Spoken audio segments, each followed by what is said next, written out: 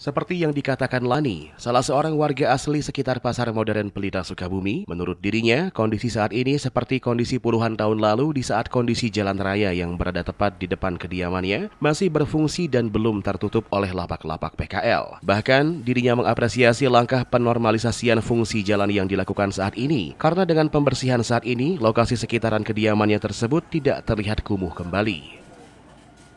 Rapihan sekarang, enakan sekarang. Jadi nggak kelihatan ini ya. Nggak kelihatan kumuh ya. Sekarang mah enak. Oh, enak. Entah ya, aku lupa lagi. Udah lama banget ya? Udah lupa. Berarti udah puluhan tahun ya, Ci ya? Udah lebih lah, kurang lebih lah. Sekarang mah lebih padat ya. Oh. Tempo hari mah kurang ya. Alhamdulillah ya, enakan gini. Jadi motor bisa keluar gitu ya. Anak-anak tuh jadi nggak tahu capek lah ngeluarin motornya. Indahan sekarang. Caang ya, Ci ya? Terang. Bisa enak lah.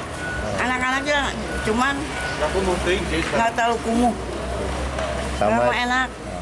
Sementara itu, Harun yang juga merupakan warga asli sekitaran Pasar Modern Pelita yang juga membuka toko sembako mengatakan dengan dinormalisasikannya kembali ruas jalan yang berada di depan tokonya bisa melancarkan kembali usahanya yang memang sempat mengalami penurunan omset sejak terdapatnya lapak-lapak yang tepat berada di depan tokonya. 7 tahun. Oh, 7 tahun. Sekarang baru dibuka. Ya lumayan lah, langganan-langganan masih ada.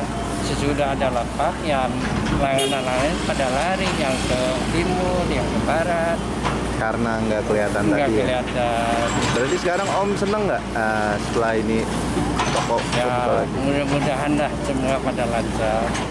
Dengan dilakukan normalisasi 7 ruas jalan yang berada di sekitaran Pasar Modern Pelita Sukabumi, diharapkan bisa melancarkan kembali akses jalan, serta kegiatan perdagangan di Pasar Modern Pelita Sukabumi juga bisa segera berjalan, sehingga perekonomian bisa segera pulih kembali. Dari Kota Sukabumi, Sofwan Zulfikar melaporkan untuk Dinamika.